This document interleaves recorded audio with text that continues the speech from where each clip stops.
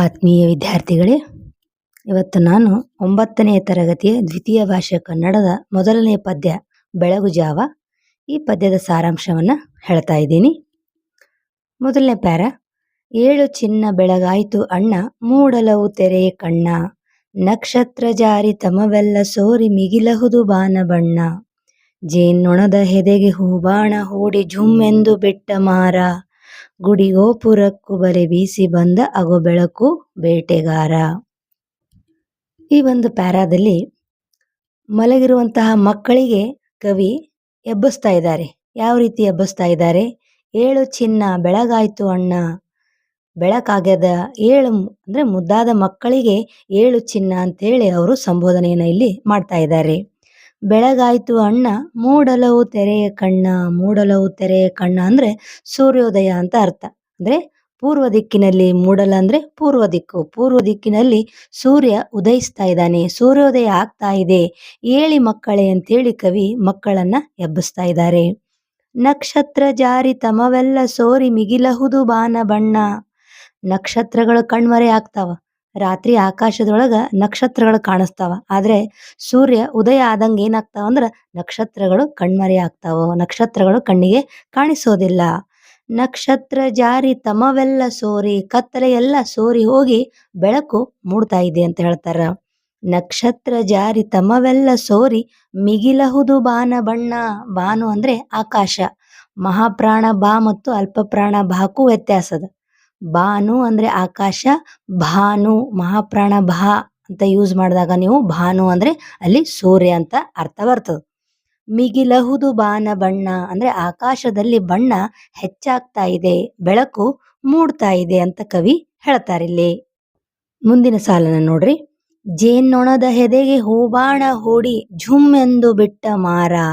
ಮಾರ ಮನ್ಮಥ ಏನ್ ಮಾಡ್ತಾ ಇದ್ದಾನೆ ಅಂದ್ರೆ ತನ್ನ ಹೂವಿನ ಬಾಣಗಳಿಂದ ಬಿಟ್ಟಾಗ, ಅಂದ್ರೆ ಕವಿ ಇಲ್ಲಿ ಎರಡಕ್ಕೂ ಕಂಪೇರ್ ಮಾಡಿ ಹೇಳ್ತಾರೆ. ಅಂದ್ರೆ ಮನ್ಮಥ ಅಂದ್ರೆ ಹೂವಿನ ಬಾಣವನ್ನ ಬಿಡ್ತಾ ಇರ್ತಾನಲ್ಲ, ಅವನಿಗೆ ಮಾರ ಅಥವಾ ಮನ್ಮಥ ಅಂತ ನಾವು ಏನು ಕರಿತೀವಿ.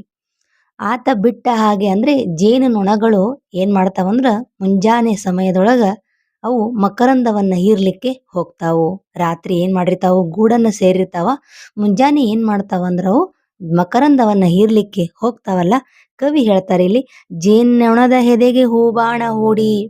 ಜೇನಿನ ಒಂದು ಜೇನನ್ನ ಕಟ್ಲಿಕ್ಕೆ ಜೇನು ನೊಣಗಳು ಕೂತಿರ್ತಾವಲ್ಲ, ಆ ಜೇನು ನೊಣಗಳಿಗೆ ಹೂವಿನ ಬಾಣದಿಂದ ಹೊಡೆದಾಗ ಆ ಜೇನು ನೊಣಗಳು ಏನ್ ಮಾಡ್ತಾವಂದ್ರ ಅವು ಪರಾಗವನ್ನ ತರ್ಲಿಕ್ಕೆ ಪುಷ್ಪವನ್ನ ಅರಸಿ ಹೋಗ್ತಾವ. ಅಂದ್ರೆ ಹೂಗಳು ಎಲ್ಲಿದಾವ ಅಂತೇಳಿ ಅವು ಏನ್ ಮಾಡ್ತಾವ, ದುಂಬಿಗಳು ಜೇನು ನೊಣಗಳು ಹೋಗ್ತಾವಲ್ಲ. ಅದಕ್ಕೆ ಇಲ್ಲಿ ಕವಿ ಹೋಲಿಕೆ ಮಾಡಿ ಹೇಳ್ತಾರ. ಜೇನ್ನೊಣದ ಹೆದೆಗೆ ಹೂಬಾಣ ಹೂಡಿ ಝುಮ್ ಎಂದು ಬಿಟ್ಟ ಮಾರ. ಮಾರ ಬಿಟ್ಟ ಹಾಗೆ, ತನ್ನ ಹೂವಿನ ಬಾಣದಿಂದ ಹೊಡೆದ ಹಾಗೆ ಅಲ್ಲಿ ಏನ್ ಮಾಡೋದು, ಜೇನು ನೊಣಗಳು ಹೂವನ್ನ ಅರಸಿಕೊಂಡು ಹುಡುಕ್ತಾ ಹೋಗ್ತಾವ.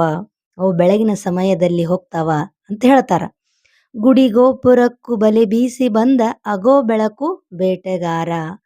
ಬೇಟೆಗಾರ ಅಂದ್ರೆ ಇಲ್ಲಿ ಸೂರ್ಯ ಅಂತ ಹೇಳ್ತಾರೆ. ಹೌದಾ? ಸೂರ್ಯ ಏನ್ ಮಾಡ್ತಾನಂದ್ರ ತನ್ನ ಕಿರಣಗಳನ್ನ, ತನ್ನ ಬೆಳಕನ್ನ ಗುಡಿ ಗೋಪುರಗಳ ಮ್ಯಾಲೂ ಆತ ಬೀಸ್ತಾ ಇದ್ದಾನೆ. ಅಂದ್ರೆ ಕಿರಣಗಳ ಮುಖಾಂತರ ಬಲೆಯನ್ನ ಬೀಸ್ತಾನ ಅಂತೇಳಿ. ಅಂದ್ರೆ ಬೆಳಕು ಬರ್ತಾ ಇದೆ, ಗುಡಿ ಗೋಪುರದ ಮ್ಯಾಲೂ ಬೆಳಕು ಬರ್ತಾ ಇದೆ, ಬಾನಿನ ಬಣ್ಣ ಹೆಚ್ಚಾಗ್ತಾ ಇದೆ ಅಂತೇಳಿ ಮಕ್ಕಳಿಗೆ ಕವಿ ಇಲ್ಲಿ ಹೋಲಿಕೆ ಮಾಡಿ, ಪ್ರಾತಃ ಕಾಲದಲ್ಲಿ ನೀವು ಮಲಗಬಾರದು, ನೀವು ಬೇಗನೆ ಏಳಬೇಕು ಅಂತ ಹೇಳಿ ಕವಿ ಇಲ್ಲಿ ಹೇಳ್ತಾರ. ಮುಂದಿನ ಪ್ಯಾರಾದಲ್ಲಿ ನೋಡ್ರಿ. ನಿಶೆ ಇಳಿದ ಉಷಯ ಎಳೆನಗೆಯ ಬಗೆಗೆ ಸೋತಿರಲು ಜಗವು ಸವಿಗೆ, ಕಣ್ಣಿದಿರು ಬಂದು ಕಟ್ಟಿತ್ತು ಕನಸು ಕೂಗೊಂದು ಬಂತು ಕಿವಿಗೆ, ಮಕ್ಕಳಿರ ಕೇಳಿ ರಸ ಕುಡಿಯಲೇಳಿ ಹುಸಿ ನಿದ್ದೆಗಿದ್ದೆ ಸಾಕು, ಈ ತುಂಬಿ ಬಾಳು ತುಂಬಿರುವ ತನಕ ತುಂಬಿ ಕುಡಿಯಬೇಕು. ಈ ಪ್ಯಾರದೊಳಗ ಕವಿ ಏನ್ ಹೇಳ್ತಾರಂದ್ರ, ನಿಶೆ ಇಳಿದ ಉಷಯ ಅಂದ್ರೆ, ನಿಶೆ ಅಂದ್ರೆ ರಾತ್ರಿ ಅಂತ ಹೇಳ್ತೀವಿ. ರಾತ್ರಿ ಇಳಿದು ಏನಾಯ್ತು, ಉಷೆ ಮೂಡ್ತು ಅಂದ್ರೆ ಮುಂಜಾವು ಆಯ್ತು, ಬೆಳಗಾಯ್ತು. ಎಳೆ ನಗೆಯ ಬಗೆಗೆ ಸೋತಿರಲು ಜಗವು ಸವಿಗೆ. ಸೂರ್ಯನ ಎಳೆ ಬಿಸಿಲಿಗೆ ಇಡೀ ಜಗತ್ತೇ ಏನಾಗ್ಯದ, ಸೋತು ಹೋಗ್ಯದ. ಅಂದ್ರೆ ಆ ಬಿಸಿಲು, ಮಧ್ಯಾಹ್ನದ ಬಿಸಿಲಿಗಿಂತ ಎಲ್ಲರೂ ಮುಂಜಾನೆ ಬಿಸಿಲನ್ನ ಬಹಳ ಇಷ್ಟಪಡ್ತಾರೆ. ಹೌದಾ? ಈ ಜಗತ್ತು ಏನಾಗ್ಯದ ಅಂದ್ರ ಸೂರ್ಯನ ಎಳೆ ಬಿಸಿಲಿಗೆ ಮಾರು ಹೋಗ್ಯದ, ಸೋತು ಹೋಗ್ಯದ, ಆ ಸೌಂದರ್ಯಕ್ಕೆ ಸೋತು ಹೋಗ್ಯದ ಅಂತೇಳಿ ಕವಿ ಹೇಳ್ತಾರೆ ಇಲ್ಲಿ. ಕಣ್ಣಿದಿರು ಬಂದು ಕಟ್ಟಿತ್ತು ಕನಸು, ಕೂಗೊಂದು ಬಂತು ಕವಿಗೆ. ಆ ಒಂದು ಕನಸನ್ನ ಮುಂಜಾನೆ ಒಂದು ಸೊಬಗನ್ನ ನಾವು ನೋಡ್ತಾ ಇರ್ತೀವಿ. ಅದು ಕನಸಿನ ಹಾಗೆ ನಮಗೆ ಕಣ್ಣಿಗೆ ಕಟ್ಟಿತ್ತು. ಆದ್ರ ಅದೇ ಸಮಯದೊಳಗೆ ಏನು ಬಂತು, ಕೂಗೊಂದು ಬಂತು ಕಿವಿಗೆ, ಮಕ್ಕಳಿಗೆ ಏಳ್ರಿ ಅಂತೇಳಿ ಒಂದು ಕೂಗು ಕೇಳಿಸ್ತು ಅಂತೇಳಿ ಕವಿ ಹೇಳ್ತಾರಿಲ್ಲಿ. ಮಕ್ಕಳಿರ ಕೇಳಿ, ಮಕ್ಕಳೇ ನೀವೆಲ್ಲ ಏನು ಮಲ್ಕೊಂಡಿದ್ದೀರಲ್ಲ, ನೀವೆಲ್ಲ ಕೇಳಿ. ಏನು ಕೇಳಬೇಕು? ರಸ ಕುಡಿಯಲೇಳಿ, ಹುಸಿ ನಿದ್ದೆಗಿದ್ದೆ ಸಾಕು. ಏನು ಸುಳ್ಳು ನಿದ್ದೆ, ಈ ಆಲಸ್ಯದ ನಿದ್ದೆ ಅದಲ್ಲ, ಇದನ್ನು ಬಿಟ್ಟು ನೀವು ಮೇಲೇಳಬೇಕು. ಯಾವುದಕ್ಕಾಗಿ ಹೇಳಬೇಕು ನೀವು? ರಸ ಕುಡಿಯಲೇಳಿ. ರಸ ಅಂದರೆ ಜೀವನದ ರಸವನ್ನ, ಜೀವನದ ಸವಿಯನ್ನ ನೀವು ಸವಿಬೇಕು, ನೀವು ಏಳಬೇಕು. ಮಕ್ಕಳಿರ ಕೇಳಿ, ರಸ ಕುಡಿಯಲೇಳಿ, ಹುಸಿ ನಿದ್ದೆಗಿದ್ದೆ ಸಾಕು. ನೀವೇನು ಮುಂಜಾನೆ 8 ಗಂಟೆ 9 ಗಂಟೆ 10 ಗಂಟೆ ತನಕ ಮಲಗುತ್ತೀರಲ್ಲ, ಈ ಒಂದು ಆಲಸ್ಯದ ನಿದ್ದೆಯಿಂದ ನೀವು ಎಚ್ಚರ ಆಗಬೇಕು. ನೀವು ಬೇಗನೆ ಎದ್ದು ಏನು ಮಾಡಬೇಕು ಅಂದ್ರೆ ಜೀವನದ ಸವಿಯನ್ನ ಸವಿಬೇಕು, ನೀವು ಏಳಬೇಕು ಅಂತ ಹೇಳ್ತಾರೆ ಇಲ್ಲಿ. ಈ ತುಂಬಿ ಬಾಳು ತುಂಬಿರುವ ತನಕ ತುಂಬಿ ಕುಡಿಯಬೇಕು. ಈ ಒಂದು ಸೌಂದರ್ಯ, ಪ್ರಕೃತಿಯ ಸೌಂದರ್ಯವನ್ನ ನಾವು ಸವಿಬೇಕು. ನಾವು ಸೌಂದರ್ಯ ಅಂದ್ರೆ ಏನು ತಿಳ್ಕೊಂಡೀವಿ? ಜೀವನದ ಅನುಭವ ಅಂದ್ರೆ ಏನು ತಿಳ್ಕೊಂಡೀವಿ? ಒಂದಿಷ್ಟು ಹಣ ಇರಬೇಕು, ತಿನ್ಲಿಕ್ಕೆ ಉಡ್ಲಿಕ್ಕೆ ಇರಬೇಕು, ಇಷ್ಟಿದ್ರೆ ಸಾಕು, ಕೈಯೊಳಗೆ ಫೋನ್ ಇದ್ರೆ ಸಾಕು, ಇದೇ ಜೀವನ ಅಂತ ತಿಳ್ಕೊಂಡೀವಿ. ಆದ್ರೆ ಕವಿ ಏನು ಹೇಳ್ತಾರಂದ್ರೆ, ಪ್ರಕೃತಿಯ ಒಳಗೆ ಸೌಂದರ್ಯ ಭಾಳ ಅದ. ಭಗವಂತ ಸೃಷ್ಟಿ ಮಾಡ್ಯಾನ ಪ್ರಕೃತಿಯ ಸೌಂದರ್ಯವನ್ನ. ಆ ಒಂದು ಪ್ರಕೃತಿಯ ಸೌಂದರ್ಯವನ್ನ ನೀವು ಸವಿಬೇಕು ಅಂತ ಹೇಳಿ ಕವಿ ಇಲ್ಲಿ ಹೇಳ್ತಾರ. ಈ ತುಂಬಿ ಬಾಳು, ಈ ಬಾಳಿನೊಳಗ ತುಂಬ್ಕೊಂಡು ಬಿಟ್ಟದ ಸೌಂದರ್ಯ, ಪ್ರಕೃತಿಯ ಸೌಂದರ್ಯ ಅದ. ಪ್ರಕೃತಿಯೊಳಗ ಗಿಡ ಮರಗಳದಾವ, ನದಿ ಅದ, ಬೆಟ್ಟ ಗುಡ್ಡ ಅದ, ಪಕ್ಷಿಗಳದಾವ, ಪಕ್ಷಿಗಳ ಧ್ವನಿ ಕೇಳಬೇಕು. ಪ್ರತಿಯೊಂದನ್ನು, ರಾತ್ರಿ ಆಕಾಶ ಅದ, ಚಂದ್ರ ಅದನ, ಇದೆಲ್ಲವನ್ನು ನೀವು ನೋಡಬೇಕು. ಪ್ರಕೃತಿಯ ಸೌಂದರ್ಯವನ್ನ ನೀವು ಸವಿಬೇಕು ಅಂತೇಳಿ ಕವಿ ಹೇಳ್ತಾರೆ ಇಲ್ಲಿ. ಈ ತುಂಬಿ ಬಾಳು ತುಂಬಿರುವ ತನಕ, ಈ ಬಾಳ ತುಂಬ್ಕೊಂಡು ಬಿಟ್ಟದ, ಸೌಂದರ್ಯದಿಂದ ತುಂಬ್ಯದ. ಅದು ಎಲ್ಲಿ ತನ ತುಂಬ್ಯದ ಅಲ್ಲಿ ತನ ನೀವು ಪ್ರತಿದಿನಾನು ಅದನ್ನ ನೀವು ಹಾಳು ಮಾಡದೆ, ಅದನ್ನ ವ್ಯರ್ಥ ಮಾಡದೆ ನೀವೇನು ಮಾಡಬೇಕು? ಜೀವನದ ಸವಿಯನ್ನ ತುಂಬಿ ನೀವು ಏನು ಮಾಡಬೇಕು ಅಂದ್ರೆ ಹೆಚ್ಚೆಚ್ಚಾಗಿ ಅದನ್ನ ಸವಿಬೇಕು ಅಂತೇಳಿ ಕವಿ ಇಲ್ಲಿ ಹೇಳ್ತಾರ. ಯಾವಾಗೋ ಕೋಳಿ ಕೂಗಿಹುದು ಏಳಿ, ತಡವೇಕೆ ಪಾನ ಕೇಳಿ. ಮೊದಲಾಗಲೀಗ ಅಂಗಡಿಯ ಕದವ, ಈ ಕ್ಷಣಕ್ಕೆ ತೆರೆಯ ಹೇಳಿ. ಜೀವನದ ನದಿಗೆ ಸೆಳವಿಹುದು, ಮರಣ ಬಂದೀತು ಕ್ಷಣವು ಮರಳಿ. ಹೋದವರು ತಿರುಗಿ ಬಂದಾರೆ, ಅವರು ಬರಲಿಕ್ಕೂ ಇಲ್ಲ ಮರಳಿ. ಈ ಒಂದು 3ನೇ ಪ್ಯಾರದೊಳಗ ಕವಿ ಏನ್ ಹೇಳ್ತಾರಂದ್ರ, ಯಾವಾಗೋ ಕೋಳಿ ಕೂಗಿಹುದು ಏಳಿ ಅಂದ್ರೆ ಸೂರ್ಯೋದಯ ಆಗ್ತಾ ಇತ್ತು ಅಂದ್ರ ಆ ಸಮಯದೊಳಗ ಕೋಳಿ ಕೂಗ್ತಿರ್ತಾವ. ಹೌದಾ? ಹಳ್ಳಿಯೊಳಗೆಲ್ಲ ನೀವು ನೋಡಬಹುದು, ಕೋಳಿಗಳನ್ನ ಸಾಕಿರ್ತಾರ. ಅವು ಹೊತ್ತು ಸ್ವಲ್ಪ ಚುಮು ಸ್ವಲ್ಪ ಸೂರ್ಯ ಉದಯಿಸ್ಲಿಕ್ಕತ್ತ ಅಂದ್ರ ಅವೇನ್ ಮಾಡ್ತಾವಂದ್ರ ಕೋಳಿಗಳು ಕೂಗ್ಲಿಕ್ಕೆ ಆರಂಭ ಮಾಡ್ತಾವ. ಇಲ್ಲಿ ಕವಿ ಹೇಳ್ತಾರ, ಅಂದ್ರೆ ಕೋಳಿ ಯಾವಾಗೋ ಕೂಗ್ಯದ, ಯಾವಾಗೋ ಸೂರ್ಯ ಉದಯ ಆಗ್ಯಾನ, ನೀವ್ಯಾಕೆ ಏಳ್ಲಿಕ್ಕೆ ತಡ ಮಾಡ್ಲಕತ್ತೀರಿ? ತಡವೇಕೆ ಪಾನ ಕೇಳಿ, ಕುಡಿಲಿಕ್ಕೆ ಕೇಳ್ರಿ. ಏನ್ ಕುಡಿದು? ಜೀವನದ ರಸವನ್ನ ನೀವು ಕುಡೀರಿ, ಅದನ್ನ ಅನುಭವಿಸ್ರಿ, ಅದನ್ನ ಕೇಳ್ರಿ ನೀವು. ಮೊದಲಾಗಲೀಗ ಅಂಗಡಿಯ ಕದವ, ಈ ಕ್ಷಣಕ್ಕೆ ತೆರೆ ಹೇಳಿ. ಅಂದ್ರೆ ನೀವು ಆರಂಭ ಮಾಡ್ಬಿಡ್ಬೇಕು. ಏನ್ ಮಾಡ್ಬೇಕು ಆರಂಭ? ನೀವು ಪ್ರಕೃತಿಯೊಳಗೆ ಏನೆಲ್ಲ ಸವಿಬೇಕಲ್ಲ, ನಿಸರ್ಗದ ಸೌಂದರ್ಯವನ್ನ ಸವಿತೀರಿ, ಅದಕ್ಕೆ ನೀವು ಮೊದಲಾಗಬೇಕು. ನಿಮ್ಮ ಕೆಲಸಗಳನ್ನ ಆರಂಭ ಮಾಡಬೇಕು.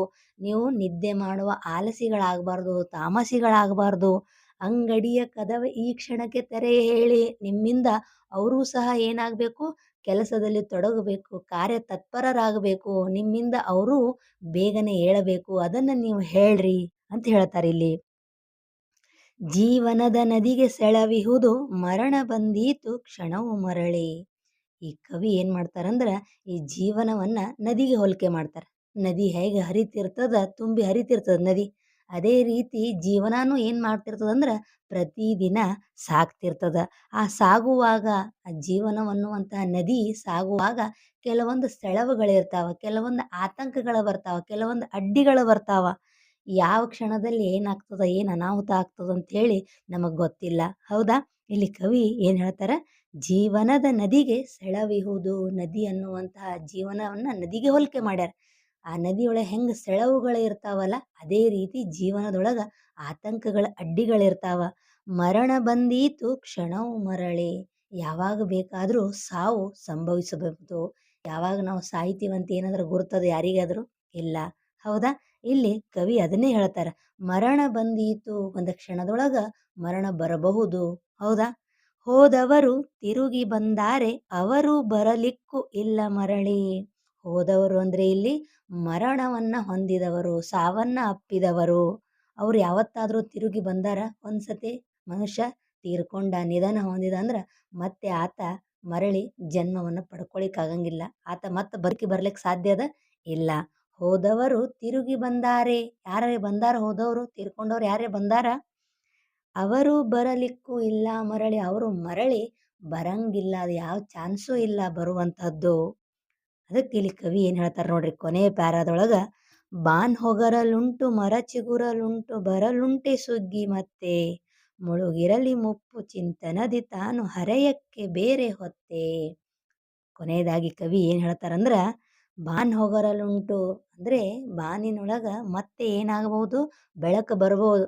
ಕತ್ತಲೆ ಆಗ್ತದ, ರಾತ್ರಿ ಆಗ್ತದ, ಹಗಲಾಗ್ತದ, ರಾತ್ರಿ ಆಗ್ತದ, ಹಗಲಾಗ್ತದ. ಹೌದಾ? ಮತ್ತೆ ಬೆಳಕು ಬರ್ತದ, ಕತ್ಲ ಆಗಬಹುದು. ಮರ ಚಿಗುರಲುಂಟು, ಮರಗಳು ಏನ್ ಮಾಡ್ತಾವಂದ್ರ ಎಲೆ ಹಣ್ಣಾದ ತಕ್ಷಣ ಎಲೆಗಳು ಉದುರ್ತಾವ, ಉದುರಿ ಮತ್ತೆ ಹೊಸ ಎಲೆಗಳು ಬಿಡ್ತಾವ. ಹೌದಾ? ಮತ್ತೆ ಮರ ಚಿಗುರಬಹುದು. ಬರಲುಂಟೆ ಸುಗ್ಗಿ ಮತ್ತೆ, ಈ ಯೌವನ ಅನ್ನುವಂತಹ ಸುಗ್ಗಿ ಮತ್ತೆ ಬರ್ಲಿಕ್ಕಾಗ್ತದ. ಮನುಷ್ಯನ ಜೀವನದೊಳಗ ಒಂದಿಷ್ಟು ಹಂತಗಳದಾವ, ವಯಸ್ಸಿನ ಹಂತದಾವ. ಶೈಶವಾವಸ್ಥೆ ಅಂತದ, ಬಾಲ್ಯಾವಸ್ಥೆ ಅಂತದ, ಕೌಮಾರ್ಯಾವಸ್ಥೆ ಅಂತದ, ಯೌವನಾವಸ್ಥೆ ಅಂತದ, ಪ್ರೌಢಾವಸ್ಥೆ ಅಂತದ, ಮುಪ್ಪಾವಸ್ಥೆ ಅಂತದ. ಇವೆಲ್ಲ ಜೀವನದ ಘಟ್ಟಗಳಿವೆಲ್ಲ, ವಯಸ್ಸಿನ ಹಂತಗಳಿವೆಲ್ಲ. ನೀವು ಚಿಕ್ಕವರಿದ್ದಾಗ ಈಗ ದೊಡ್ಡವರದಿರಿ, ಈಗ 9ನೇ ತರಗತಿ ಕಲೀಲಿಕತ್ತೀರಿ. ಹೌದಾ? ನಿಮಗ ಒಂದು 15 ವರ್ಷ ಆಗ್ಯದ. ನೀವು ಮತ್ತೆ 10 ವರ್ಷಕ್ಕೆ ಮರಳಿ ಹೋಗ್ಲಿಕ್ಕಾಗ್ತದ? ಮತ್ತೆ ನೀವು 5 ವರ್ಷಕ್ಕೆ ಮರಳಿ ಹೋಗ್ಲಿಕ್ಕಾಗ್ತದ? ಆಗಂಗಿಲ್ಲ. ಒಂದು ಸಾರಿ ನಾವೇನಾದರೂ ವಯಸ್ಸನ್ನ ದಾಟಿ ಹೋದ್ವಿ ಅಂದ್ರ ಅದನ್ನ ಮತ್ತೆ ನಾವು ಪಡ್ಕೊಳಿಕ್ಕಾಗಂಗಿಲ್ಲ. ಅದನ್ನೇ ಕವಿ ಇಲ್ಲಿ ಹೇಳ್ತಾರ. ಜೀವನದ ಪ್ರತಿಯೊಂದು ಹಂತದೊಳಗೆ ನೀವೇನ್ ಮಾಡಬೇಕು ಅಂದ್ರ ಆ ಸವಿಯನ್ನ ಸವಿಬೇಕು, ಅನುಭವಿಸಬೇಕು. ಆ ವಯಸ್ಸಿನ ಸವಿಯನ್ನ ನೀವು ಸವಿಬೇಕು. ಬರಲುಂಟೆ ಸುಗ್ಗಿ ಮತ್ತೆ, ಮತ್ತೆ ಈ ಯೌವನದ ಸುಗ್ಗಿ ಬರ್ಲಿಕ್ಕಾಗಂಗಿಲ್ಲ. ಈ ಹರೆಯ ಮತ್ತೆ ನಿಮ್ಮ ಜೀವನದೊಳಗ ಮರುಕಳಿಸಂಗಿಲ್ಲ, ಮತ್ತೆ ಅದು ಬರಂಗಿಲ್ಲ. ಮುಳುಗಿರಲಿ ಮುಪ್ಪು ಚಿಂತನದಿ ತಾನು ಹರೆಯಕ್ಕೆ ಬೇರೆ ಹೊತ್ತೆ. ನಿಮ್ಮ ಮುಪ್ಪು ಅಂದ್ರೆ ಮುಪ್ಪಾವಸ್ಥೆ ಅಂತ ಕೊನೆಯ ಹಂತ ಬರ್ತದ. 60ರ ನಂತರ ನಾವು ಮುಪ್ಪಾವಸ್ಥೆ ಅಂತ ಹೇಳಿ ಕರಿತೀವಿ. ಆ ಒಂದು 60ರ ನಂತರ ಆ ಮುಪ್ಪಾವಸ್ಥೆ ನಮ್ದು ಹೆಂಗಿರಬೇಕು ಅಂದ್ರ ಒಳ್ಳೆಯ ಚಿಂತನೆಯಲ್ಲಿ ಮುಳುಗಿರಬೇಕು. ಅಂದ್ರೆ ನೀವು ಇಡೀ ಜೀವನ ಏನ್ ಮಾಡಬೇಕು? ಆಯಾ ಹಂತದೊಳಗೆ ಯಾವ್ಯಾವ ಕೆಲಸಗಳನ್ನ ಮಾಡಬೇಕು? ಕೇವಲ ನೀವು ಸಮಯವನ್ನ ವ್ಯರ್ಥ ಮಾಡಬಾರ್ದು. ಕಲಿಯೋ ಟೈಮ್ದಾಗ ಕಲಿಬೇಕು. ನೀವೇನ್ ಮಾಡ್ತೀರಿ? ಮಕ್ಕಳಾದವರು ಈಗ ಕಲಿಯೋ ಹಂತದ ನಿಮ್ದು. ಹೌದಾ? ಕಲಿಯೋ ಹಂತದೊಳಗೆ ನೀವು ಜ್ಞಾನವನ್ನ ಅರ್ಜನೆ ಮಾಡ್ಕೋಬೇಕು, ಜ್ಞಾನವನ್ನ ಸಂಪಾದನೆ ಮಾಡ್ಕೋಬೇಕು. ಅದನ್ನು ಬಿಟ್ಟು ನೀವೇನ್ ಮಾಡ್ತೀರಿ? ಮೊಬೈಲ್ ನೋಡಿದೆ, ಅಲ್ಲಿ ಹೋದೆ, ಇಲ್ಲಿ ಹೋದೆ, ತಿರುಗಾಡಿದೆ ಅಂತೇಳಿ ನಿಮ್ಮ ಸಮಯವನ್ನ ವ್ಯರ್ಥ ಮಾಡ್ತೀರಿ. ಮುಂದೆ ನೀವು ಕಲೀಲಿಕ್ಕಾಗ್ತದ? ಈಗ 9ನೇ ತರಗತಿ ಮುಗಿದ ನಂತರ 10ನೇ ತರಗತಿ ಬರ್ತೀರಿ. ಹೊಳ್ಳಿ ನಾನು 9ನೇ ತರಗತಿ ಕ್ಲಾಸ್ ಒಳಗೆ ಕೂಡ್ತೀನಿ, ಅದೇ ಪಾಠ ಕೇಳ್ತೀನಿ ಅಂದ್ರೆ ಅದು ಸಾಧ್ಯ ಆಗಲ್ಲ. ಯಾಕಂದ್ರೆ ಆ ಹಂತ ಮುಗೀತು. ಅದಕ್ಕೆ ಆಯಾ ಟೈಮ್ನೊಳಗೆ ಏನು ಮಾಡಬೇಕು ಅದನ್ನು ನೀವು ಮಾಡಿದಿರಿ ಅಂದ್ರೆ ನಿಮ್ಮ ಮುಪ್ಪಾವಸ್ಥೆ ಏನಾಗಿರ್ತದಂದ್ರೆ ಒಳ್ಳೆಯ ಚಿಂತನೆಯೊಳಗೆ ನೀವು, ಒಳ್ಳೆಯ ಧ್ಯಾನದೊಳಗೆ ನೀವು ಕಳೀಲಿಕ್ಕೆ ಸಾಧ್ಯ ಆಗ್ತದ. ಅದನ್ನೇ ಕವಿ ಇಲ್ಲಿ ಹೇಳ್ತಾರ, ಮುಳುಗಿರಲಿ ಮುಪ್ಪು ಚಿಂತನದಿ ತಾನು ಹರೆಯಕ್ಕೆ ಬೇರೆ ಹೊತ್ತೆ. ಆ ಒಂದು ಮುಪ್ಪು ಏನಾಗಿರಬೇಕು ಅಂದ್ರೆ ಒಳ್ಳೆಯ ಚಿಂತನೆಯಲ್ಲಿ ಮುಳುಗಬೇಕು. ಹರೆಯಕ್ಕೆ ಬೇರೆ ಹೊತ್ತೆ, ಆ ಮುಪ್ಪಾವಸ್ಥೆಯೊಳಗೆ ಮತ್ತೆ ನಾ ಹರೆಯದೊಳಗಿರುವಂತಹ ತಾರುಣ್ಯದೊಳಗೆ ಯುವಕರಾಗಿ ಮಾಡುವಂಥ ಕೆಲಸಗಳನ್ನು ನಿಮಗೆ ಮಾಡಲಿಕ್ಕೆ ಸಾಧ್ಯ ಇಲ್ಲ. ಯಾಕಂದ್ರೆ ಆ ವಯಸ್ಸು ಮೀರಿ ಹೋಗಿರ್ತದ. ಒಟ್ಟಾರೆಯಾಗಿ ಕವಿ ಏನು ಹೇಳ್ತಾರಂದ್ರೆ, ನೀವು ಚೈತನ್ಯ ಉಳ್ಳವರಾಗಬೇಕು, ಯಾವಾಗಲೂ ಕೆಲಸ ಕಾರ್ಯಗಳಲ್ಲಿ ತೊಡಗಬೇಕು ಅಂಥೇಳಿ ಕವಿ ಇಲ್ಲಿ ಹೇಳ್ತಾರ. ಅಂದರೆ ಆಯಾ ಸಮಯಕ್ಕೆ ಏನೇನು ಕೆಲಸ ಮಾಡಬೇಕು, ಬೇಗನೆ ಮಲಗಬೇಕು, ಬೇಗನೆ ಏಳಬೇಕು, ಸೂರ್ಯೋದಯವನ್ನು ನೋಡಬೇಕು, ಜೀವನದ ಸವಿಯನ್ನು ಸವಿಬೇಕು. ಆಯಾ ಸಮಯದೊಳಗೆ ಏನೆಲ್ಲ ಕೆಲಸಗಳನ್ನು ಮಾಡಬೇಕಲ್ಲ ಆ ಕೆಲಸಗಳನ್ನು ನೀವು ಮಾಡಬೇಕು. ಆ ಒಂದು ಸುಳ್ಳು ನಿದ್ದೆಯೊಳಗೆ, ಹುಸಿ ನಿದ್ದೆಯೊಳಗೆ ನೀವು ಮುಳುಗಬಾರ್ದು, ನೀವು ಏಳಬೇಕು, ತಡ ಮಾಡಬಾರ್ದು ಅಂಥೇಳಿ ಕವಿ ಈ ಪದ್ಯದ ಮುಖಾಂತರ ಬೆಳಗು ಜಾವ ಅಂದರೆ ಮುಂಜಾನೆಯ ಸೊಬಗನ್ನು ಇಲ್ಲಿ ವರ್ಣಿಸ್ತಾರ. ಇದಿಷ್ಟು ಬೆಳಗು ಜಾವ ಪದ್ಯದ ಒಂದು ಸಾರಾಂಶ. ಧನ್ಯವಾದ ಮಕ್ಕಳೇ.